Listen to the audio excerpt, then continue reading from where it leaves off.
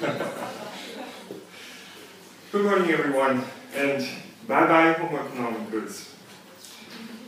So, today, in a world that is very much changed by humans, we are in a situation where problems have become global, such as financial crisis, social and political instability spread.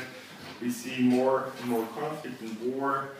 We're afraid of the quick spreading of diseases, and also we are basically bordered by cyber war, cyber crime, and environmental change. So the question is, do these problems result from outdated scientific paradigms?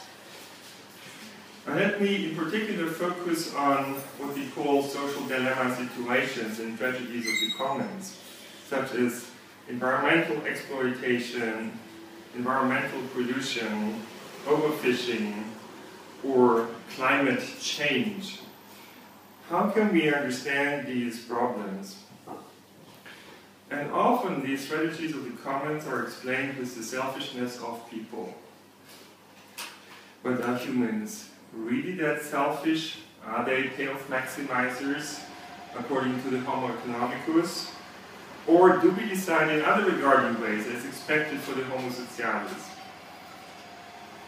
So let's have a look into some experiments that have been done in the past, such as the ultimatum game experiment and the dictator game experiment.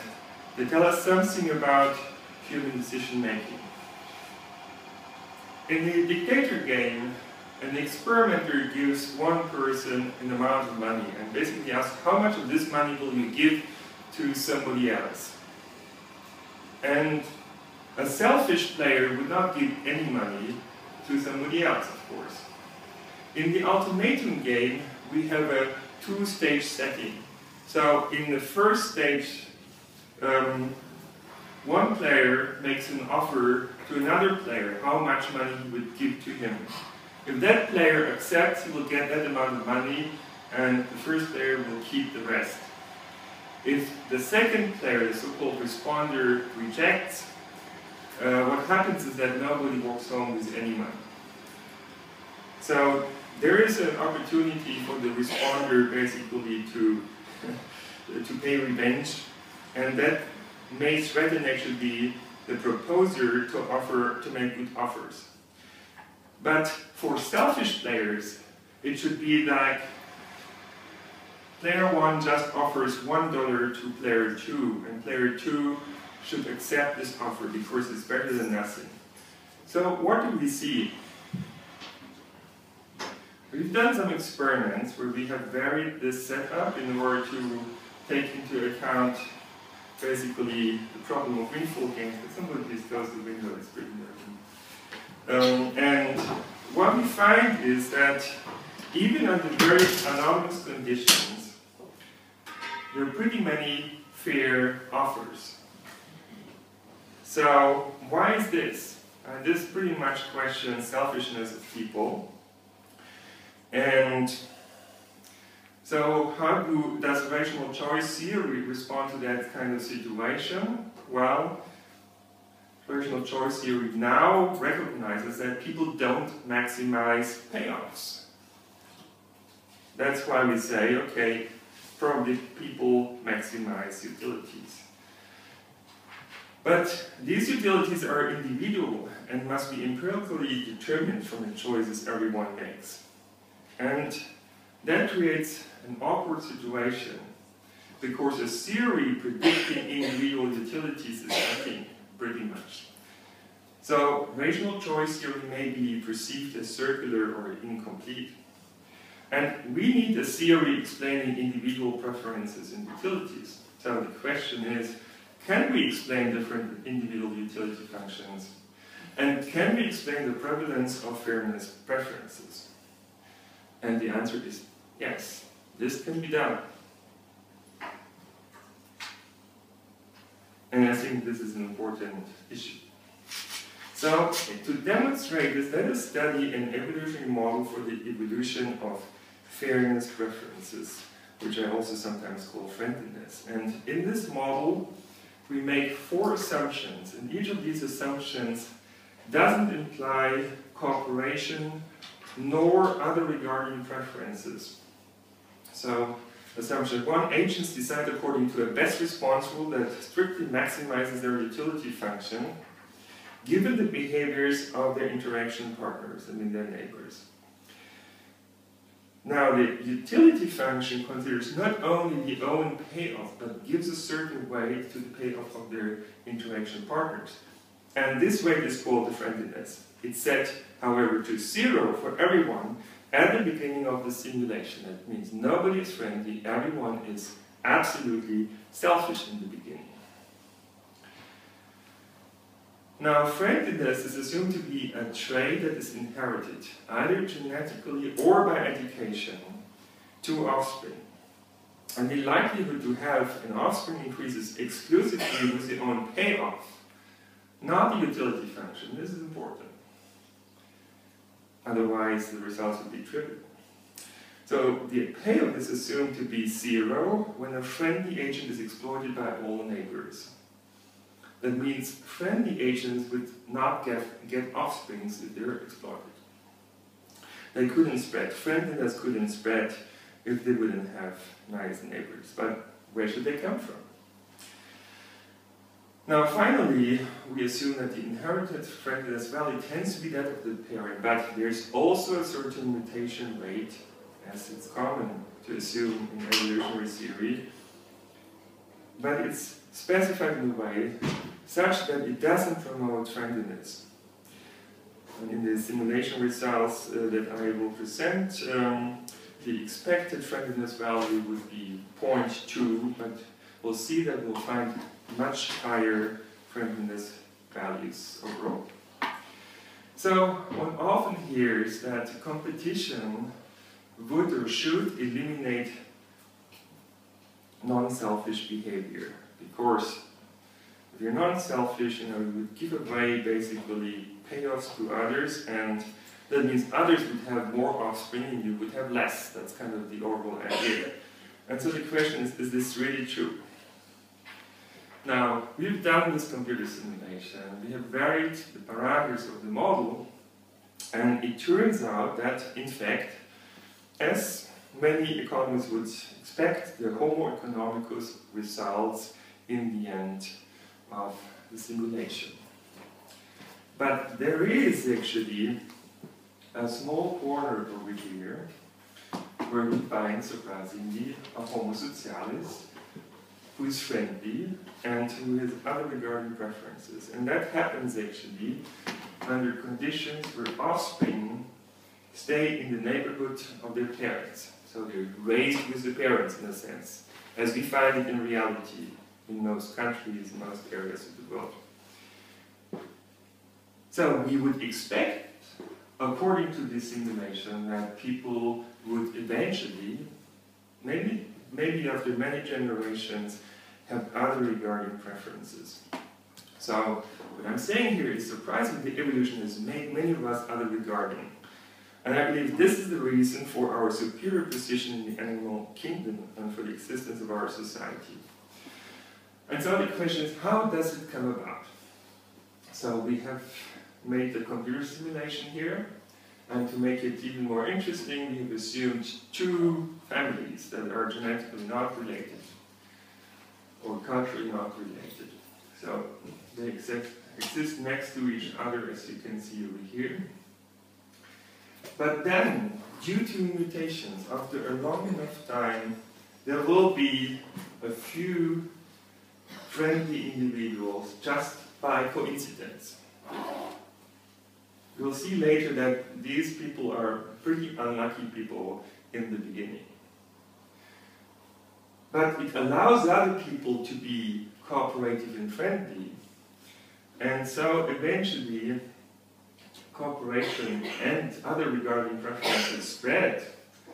As you can see over here in this computer simulation, so eventually everyone turns blue or green, which means they turn friendly. And another surprising fact over here is that we find mixtures of those families. That means we also find cooperation among strangers.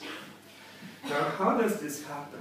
And it turns out that mutation is very important here, because it happens that a few individuals, by accident, happen to be friendly, and even unconditionally friendly.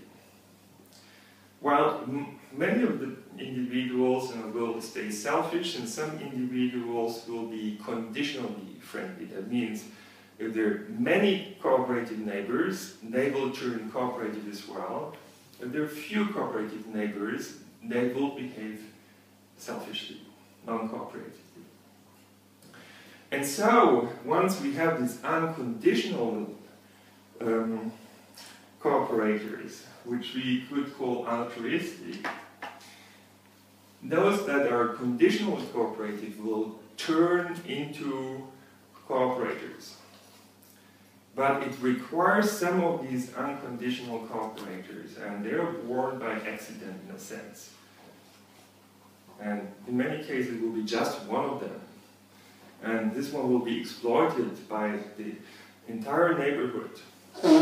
It's terrible for that individual. So it's cooperative because it's born to be cooperative, but everyone exploits that individual. So this is a stage where there are few altruistic people, but most of them die without any offspring because they're exploited. And only if a number of them are born in a certain neighborhood, they can gain some payoff and they can have offspring. It turns out that actually, eventually, that makes them superior. So cooperators eventually, after a phase transition into a differently organized society, you can say, they will have high payoffs, higher payoffs than the defectors, and that's why they spread, have many offsprings, and this is how other regarding preferences evolve and spread. And in this stage, cooperation has nothing to do with altruism, because it pays off. Now, if we look at the distribution of friendliness values, what we find is that while we start with zero friendliness in the beginning, eventually we find a broad distribution of friendliness values. And on average, it's pretty high. So it cannot be explained just by mutation. There is an interaction effect by the reproduction. And the question is now, is this realistic? And in fact it is. As Ryan Murphy has shown us in a previous lecture, there are some individualistic or selfish individuals, but actually the majority of people has some pro-social tendency, some more, some less. So there's a broad distribution, as I showed you, as a result of our computer simulation. May I ask a question? Or later? Later. Okay. And actually, Adam Smith was already aware of this. So in his book, The Theory of Moral Sentiments, he wrote, however selfish man may be supposed, there are evidently some principles in his nature which interest him in the fortune of others and render the happiness necessary to him, though he derives nothing from it. But I wonder, how this has actually made its way into our standard economic theory.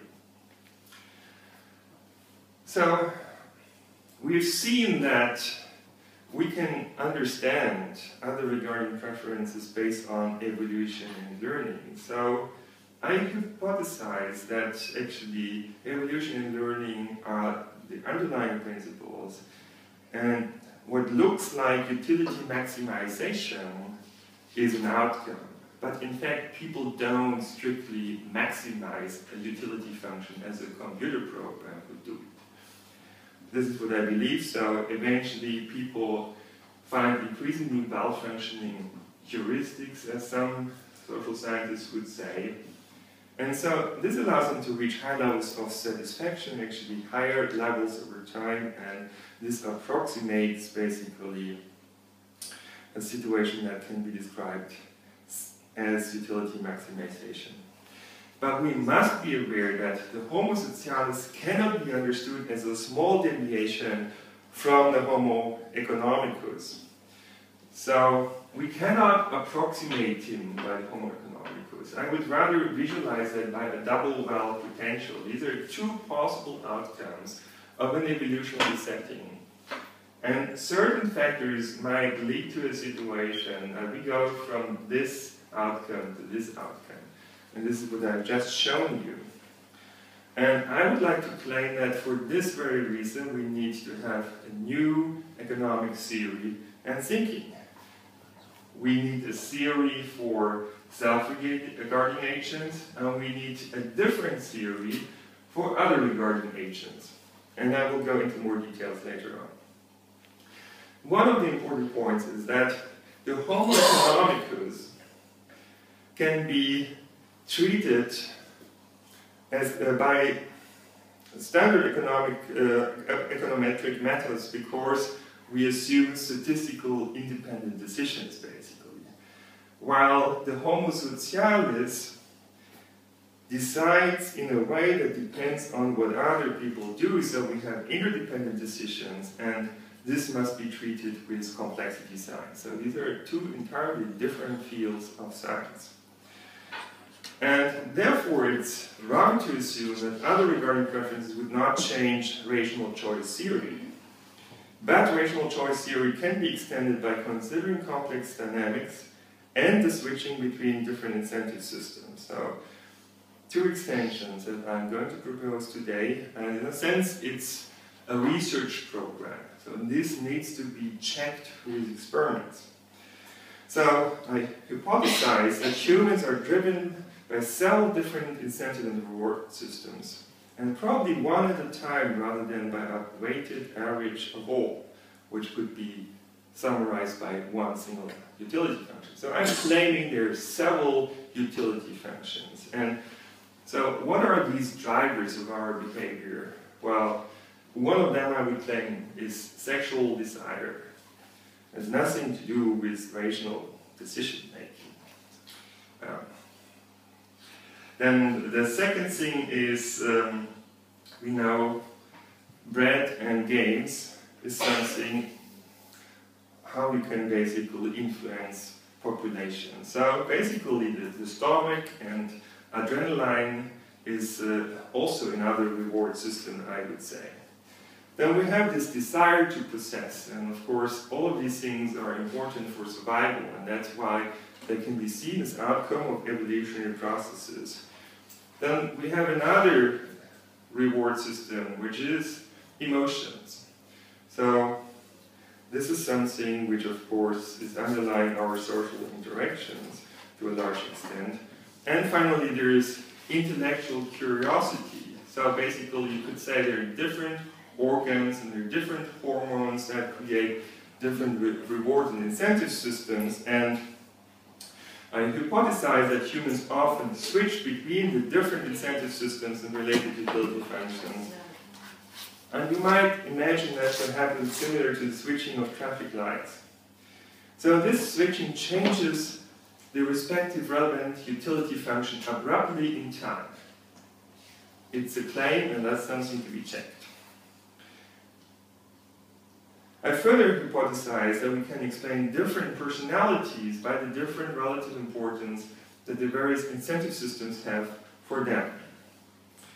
And a better understanding of human incentive and reward systems might open up new ways of managing socioeconomic problems, such as greed, prostitution, hooliganism, herding behavior, and so on. So we need to recognize that we have these different drivers of our behavior if we want to understand these problems.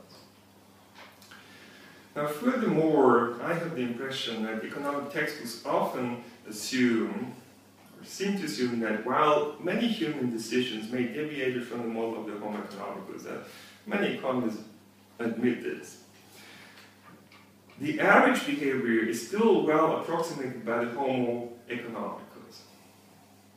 And this is false. And why is this false? Because people are linked and influence each other. Social influence is important to consider, and it's actually a precondition for example, collective intelligence to be possible at all. And That's why we need the theory of networked mind. And as we engage more and more in social media, in social interactions, that becomes more and more important. So, social media, I claim, may change the way people interact and may change the systemic outcome. So, one of the implications of Homo Economicus seems often to be that economic systems tend to evolve towards an equilibrium state. And this is something that you wouldn't expect for networked agents where the interactions would create instabilities, as I will show you. But anyway, an economy in equilibrium would not even be desirable. It would be an economy without fundamental innovations. So I think there are different reasons to go away from equilibrium economics. First of all, because we often don't find it, and second of all, it's not even a desirable situation. And now I'm going to show you that, in fact, equilibrium is often not happening because of unstable dynamics in complex systems. And here is an example from traffic flows where the desirable state is basically the fluid flow, and it seems to be possible, but we'll see that this state is unstable, and so it breaks down, we'll get a traffic jam, which is undesirable. So the desirable state is unstable, and the favorable outcome may not be reached by individual behavior. This is the problem. Everybody is trying hard to avoid this from happening. And we know this also from economic settings, for example, in supply chains, and can be demonstrated very well with John Sterman's beer game. And even managers don't manage actually to avoid these bullet effects in the beer game. And so it's no wonder that we find similar kinds of phenomena in our economy, which moreover has a network structure. And as each sector, each company is adjusting to a changed situation with certain delays, this creates instabilities, and that's a fact that can explain actually why we have booms and recessions. And it's kind of the mathematical analog of stop-and-go wave in traffic flows. So if we can find ways to get rid of stop-and-go traffic, then we can also find ways, that's what I'm claiming, to reduce recessions. So this is something which is really important. And tragedies of the commons result from a systemic instability. Two, the cooperative state is desirable, but it's unstable. And so they're not due to a prevalence of selfish behavior, but due to an individually uncontrollable situation when coordination opportunities are lacking. That means tragedies of the commons are an institutional failure, not primarily due to bad individual preferences. And we need, therefore, we need better institutions. And I'd like to add, as long as one can cheat, market interactions are social dilemma situations. And in fact, in the aftermath of the financial meltdown, we read almost every week now how much has been cheated, the gold price has been manipulated, and all sorts of indices have been manipulated, and so on. And this is why it might or even should be considered a breakdown of cooperation. And in fact, we know that in social dilemma situations, cooperation increases in case of neighborhood interactions. But if everyone interacts with everyone else, or if individuals interact randomly with each other, then cooperation breaks down. So this is an institutional issue, as you could say. And in fact, Andy Helbing from the Bank of England has studied banking networks, and we see that the density of the connectivity is increasing, and that might very well have been one of the factors that played a role for the financial meltdown. So as a conclusion, I agree with free decisions and free exchange of goods, but random or homogeneous interactions, as we have them in many market institutions today, cause a breakdown of cooperation, and that's why we need better market institutions. And there is actually one way of doing this, merit-based matching, where you can earn more by giving more. I don't want to tell all the secret details of this very nice study because Henry is going to present that on Friday. But this is really exciting and it could really change the way we are setting up markets. Then, in many cases, we think, okay, prejudice of the common is something that we don't want to have and we need to fix it. And politics jumps in and tries to fix it by regulation. But climate change hasn't been fixed by regulation. We don't even have the regulations. But anyway, let's follow this idea for a moment, and basically it goes back to this idea of the Leviathan, who is basically coordinating people's interests. So we delegate power to a powerful state that makes sure that our interests are being coordinated. And such a Leviathan could be better implemented actually with all the data that we have today. So now, if this is ever going to work, then it's going to work with big data.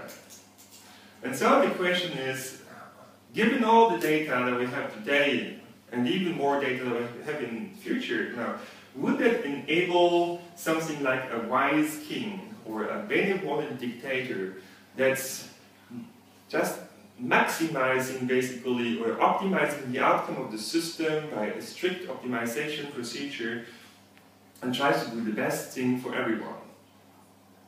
Would that work? And there are many reasons why most likely it wouldn't work so well.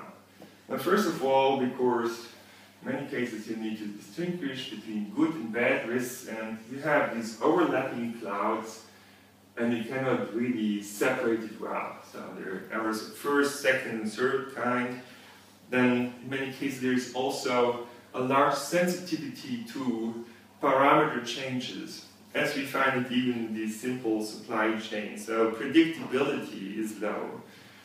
And moreover, there's this illusion of control. So in complex systems, while we might want to get here, we might end up there. Or while we may want to have such a change of the system, we may have such a sudden change. So basically, attempts to control complexity, means to force a complex system to behave in a certain way, are often counterproductive.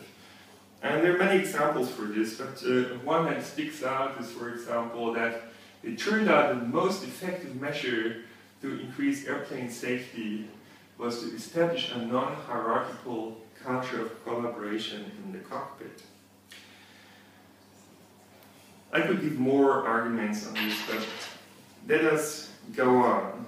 And I'd also like to ask, would big data allow us to take optimal decisions at all? And for this, we need to look into the way that processing power is changing over time, shown in blue, so it's doubling every 18 months. Data volumes is doubling even every 12 months. And finally, there is systemic complexity, which depends on the networking of the system. And so what we see is that we're basically coming from a situation where we didn't have enough data to take good decisions.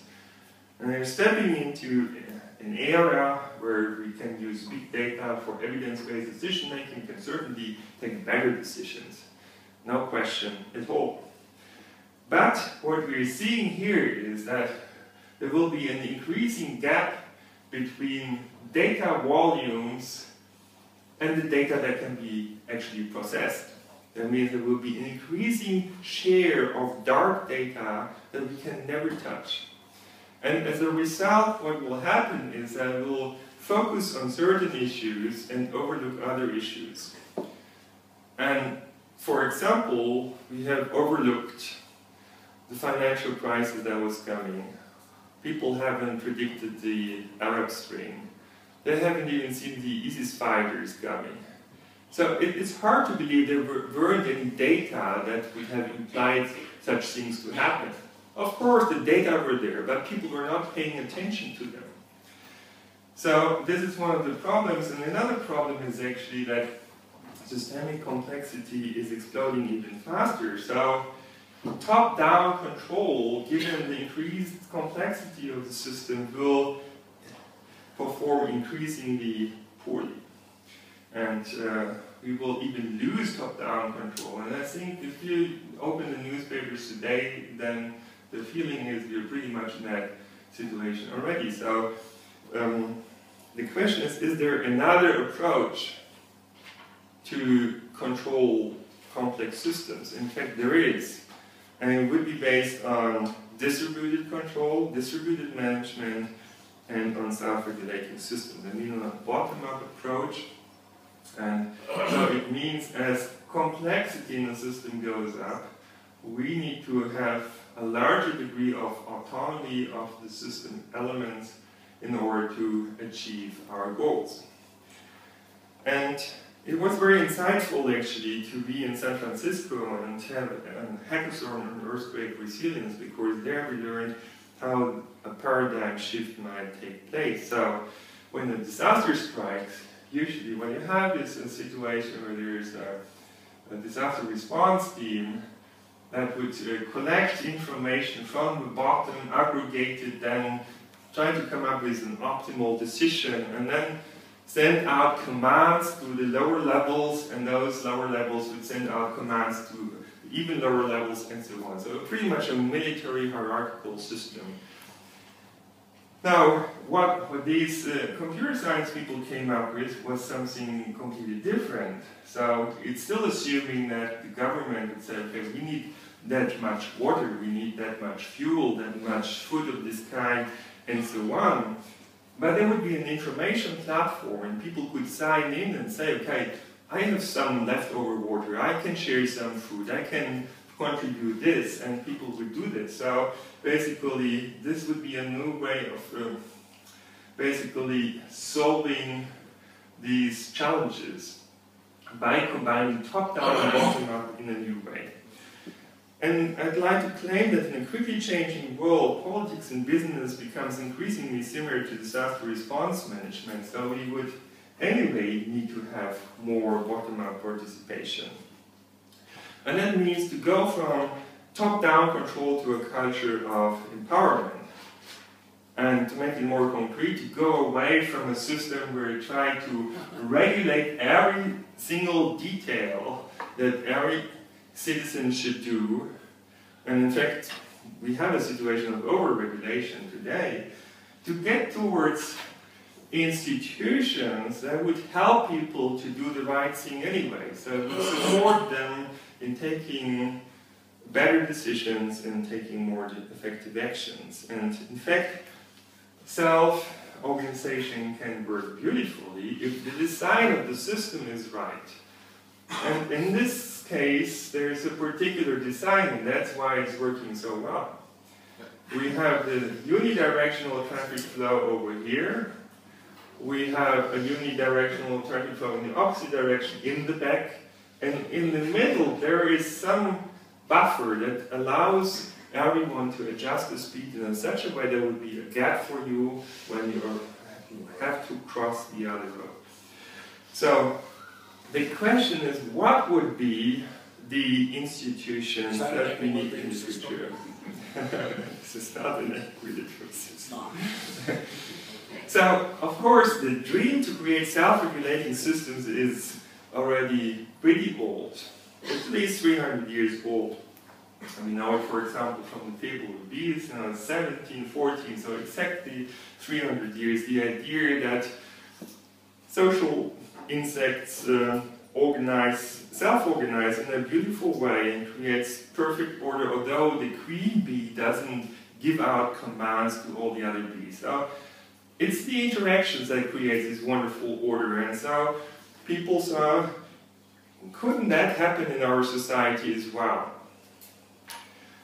And of course, also Adam Smith is often cited in this context, referring to the invisible hand. But so far, it's not always doing a good job. As we can see, because there are these tragedies of the commons, for example, yeah, or the financial meltdown. But I'm claiming that now, 300 years later, by combining complexity science and real-time feedback, enabled by the Internet of Things, we can create self-regulating systems and make the invisible hand work. So basically, what we need is real-time information, real-time adaptive feedback to stabilize the system and the functionality that we'd like to have. And here is an example. So first, I'm going to show you a simulation of this annoying stop-and-go traffic that we saw before in this experimental video that we experience more or less every day. This is just to demonstrate that we understand this process. And then we're going to introduce real-time feedback by equipping cars with radar sensors. And these radar sensors would measure the distance and relative velocity. Let's first now look at the situation that creates the stop-and-go traffic. So there's an on-ramp. Cars are trying to squeeze themselves into the freeway. And that creates perturbations, and these perturbations are amplified, and that causes the stop-and-go traffic. And now we will switch on this traffic assistance system, which is based on local interactions. So these cars have the radar sensors, and the radar sensors basically automatically drive these cars. So we came up with this simulation of self-driving cars long before Google was talking about it. And you can see that we got rid of the traffic jam because we managed to change the interactions by mechanism design, in a sense, in a way that increases the capacity of the road and the stability of the flow. Now, one often also hears that selfish behavior optimizes the systemic outcome. If everyone would just do the thing which is best for himself or herself, that would create the best systemic outcome. And so, if something bad happens, it's because we were not selfish enough, basically. And this is wrong, as I will show. And I will show it for a so-called NP-hard optimization problem, which means that there's not enough supercomputer power to do this optimization in real time, but it's a largely variable system, so we need to have a real-time solution. And this is traffic light control in cities. So I'm comparing three ways of organizing these systems. Optimal top-down regulation, where there's a traffic center that collects all the information from the city, then tries to come up with an optimal traffic light control scheme, and then hands out commands to all the traffic lights what they should do. So that would be pretty much how we would imagine a benevolent dictator to act. And the second way of organizing things is based on the principle of the Homo Economicus, I mean selfish optimization. And what happens here is that each intersection is trying to strictly minimize the travel times of the cars approaching that intersection. Okay? And we think, okay, if everyone does the best possible job, the outcome will be the best possible for the system. Yeah? This is what we learn. Everyone should do the best job. Yeah? But let's have a look at this variation, where we also try to minimize travel times, but with an eye on the neighboring intersections. And what happens exactly is that when a queue exceeds a certain length, we would give it a priority and we would clear it before we go back to the travel time minimization. And this turns out to be important because it avoids spillover effects. So in a sense, that's taking care of what would happen to the neighboring intersection. So let's see what is the outcome. As we increase the capacity utilization, traffic volume at the intersection, we of course see that the queue length will increase. And this is for top-down regulation, pretty linear increase in the queue length. And what happens now for the Homo Economicus, for this selfish travel time minimization at each intersection? Well, much better. Much, much better, you can see over here. So Adam Smith's invisible hand works perfectly now. It creates coordination in the system, which is extremely efficient. But then, oh wow, what's happening here now?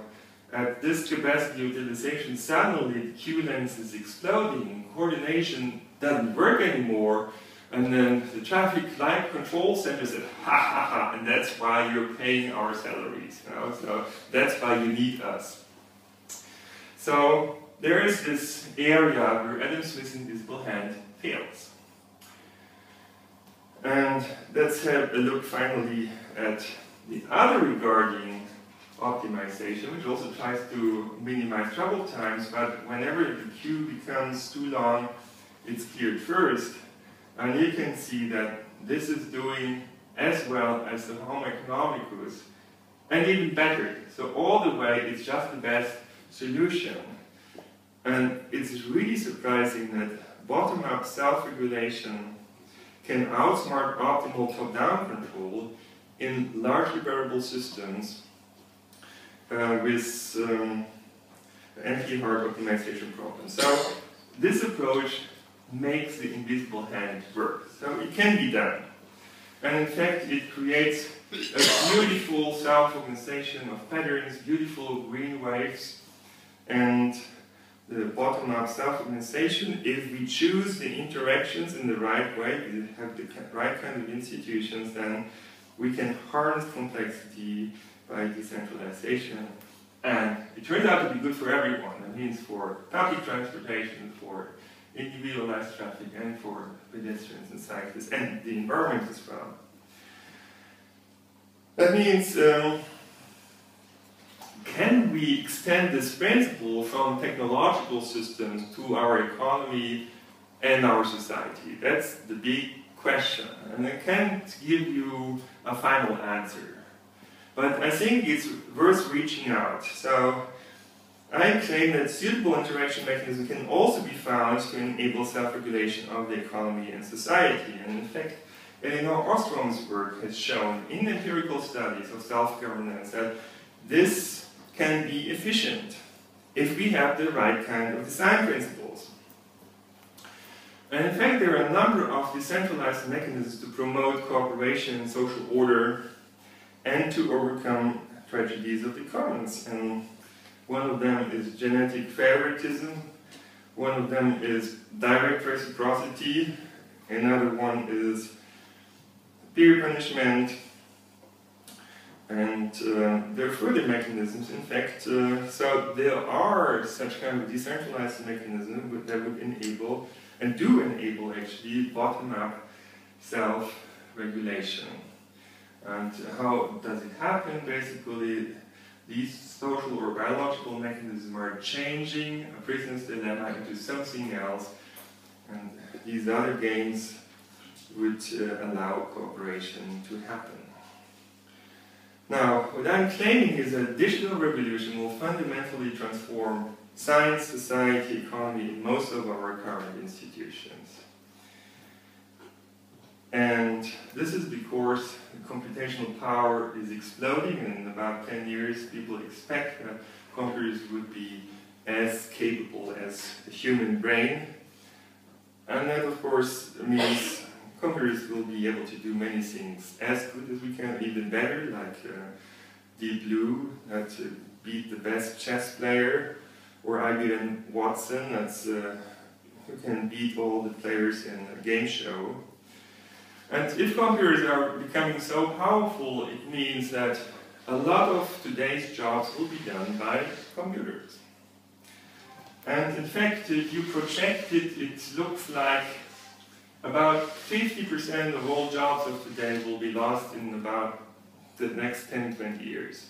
And that's something that not only I believe will happen, but which a lot of people who look into technological developments and digital revolution claim. 50% is what you have to expect. And of course, this is something that our today's economic organization cannot handle.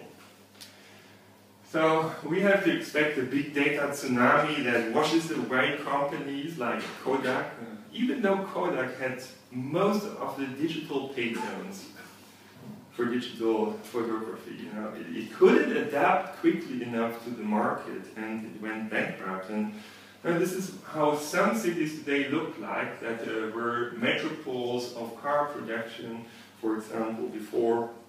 And this is, of course, industry is really dramatically changing, and we have to expect that education will fundamentally change, research will fundamentally change, the way we move, the way we go shopping, we produce, the health system, politics, financial business, and so on.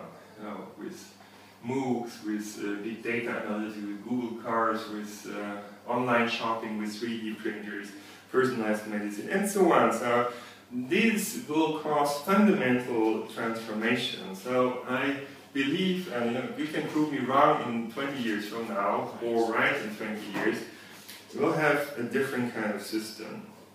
And we can already see the trend to decentralized bottom-up approaches everywhere because it's more efficient. So taxis are being challenged by Uber. We see peer-to-peer money coming up, such as Bitcoin, and becoming even more valuable than gold at times.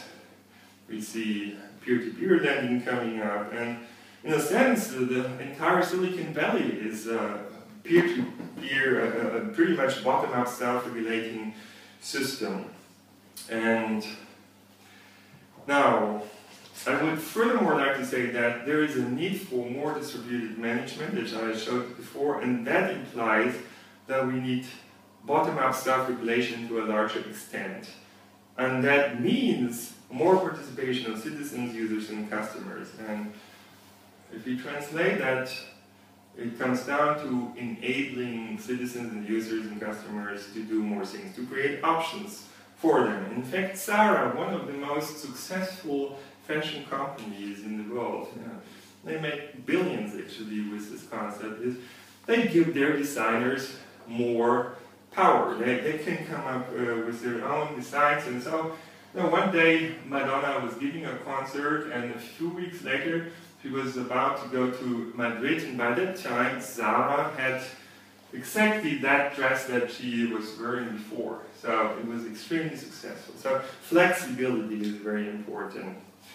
And we can already see that the participatory market society, as I envisioned it, is already on its way with prosumers, for example, which means that consumers are becoming more and more part also of productive processes outside of their everyday job. We're not just selecting the color and the features of our products, we're starting actually to co-design, co-create. And 3D printers will actually support that even further. So people say that we're coming from a democratization of consumption in the 20th century into a situation where we have a democratization of production. And we do see now that in particular young people are changing their behavior.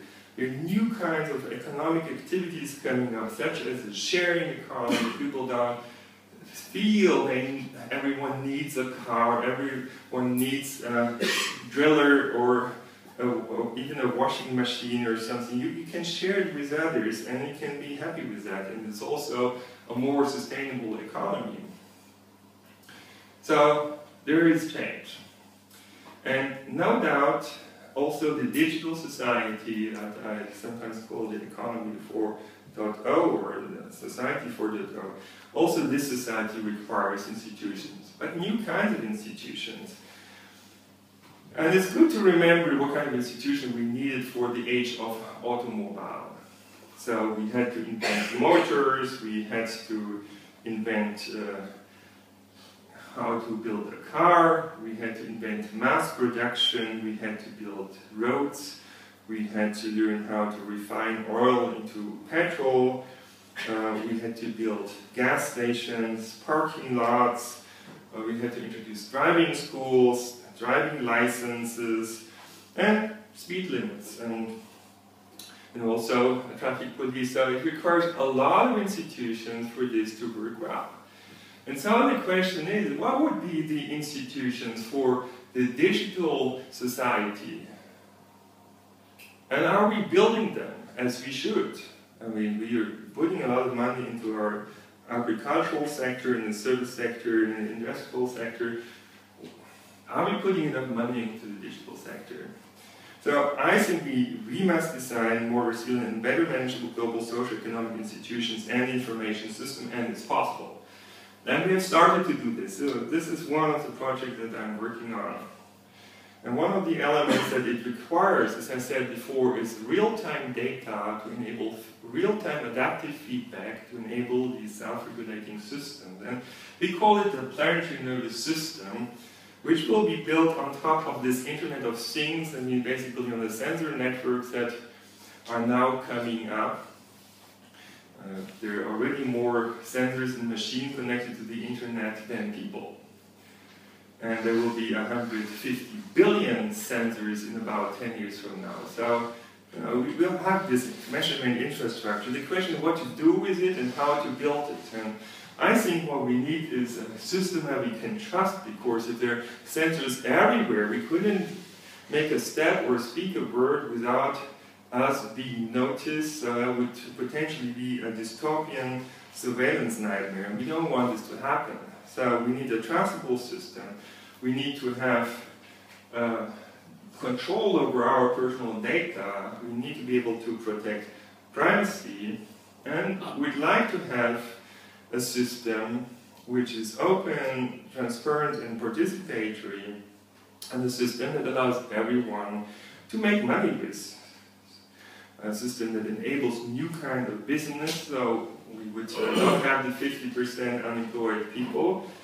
And so the idea is basically to grow an information and innovation ecosystem which is open, so I can download algorithms and data, do something with it, offer services, make up my own company with it, but feedback data and algorithms, others can take it, modify it, feed it back, and in this way, we'll have a growing ecosystem, and we will benefit from the activities of all the others, and it's a functional principle of Wikipedia.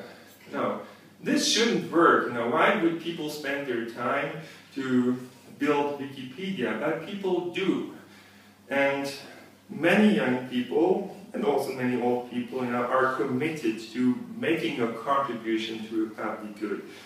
So let's build this planetary nervous system as a citizen right, because then citizens are in control of the sensors at home, of the data streams, and that would allow them to trust the system and to control it.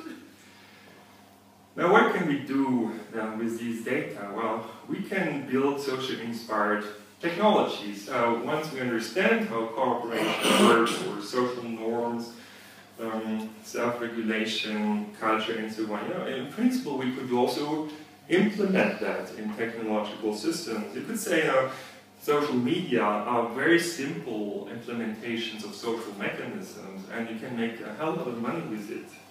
So, sociology can make you rich in a sense. And one of the important mechanisms is, of course, reputation.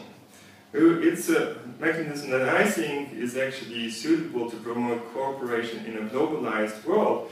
And that's why it's spreading so quickly in the internet. And in fact, as a study in Andreas Diekmann's team has shown, it's good for both sellers and buyers. Buyers get a better service, they can feel more comfortable if the seller has a higher reputation. The seller can take more money, so it's good for everyone. But we should have a multi-dimensional reputation system, because people have different interests and different ideas what's good quality. And that's why I think, it's also time to come up with a better money, and it needs to be multi-dimensional, because self-regulating systems require many control dimensions, not just one.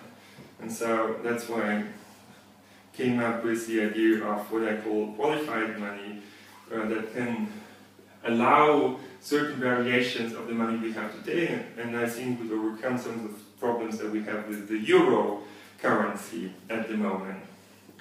But we could come up with other kinds of social inspired technologies as well. And in order to see what we need, let's have a look at an interaction of two people or two companies.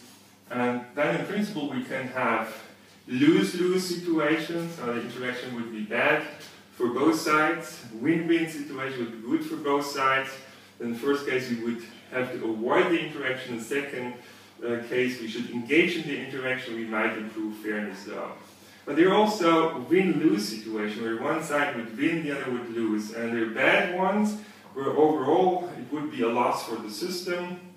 So the loser would have to be protected from exploitation, while in the other case we should engage, but in order to make it attractive for the loser we would have to transfer some value. So it would turn into a win-win situation for both sides. And so there are some ideas how you could actually implement these functions by means of information technologies that we could build today. And I call them the social mirror, the social adapter, social protector, social money. I don't know whether you like the names, but anyway, what would the social mirror do? It would create more awareness for the implications of our decisions and actions. So we would map change of our environment and who causes it. We would map resources and who uses them. We would measure externalities. And by charging externalities, I think our systems would already improve a lot. And in fact, we've started to build this vagus nervous system, and here's the initial protein, and it's growing every day. And so the hope is that as with OpenStreetMap, it would start locally, but it would, over the years, would quickly spread all over the world and provide us with a useful information technology that allows us to coordinate our decisions and actions better. And this is it. Thank you very much.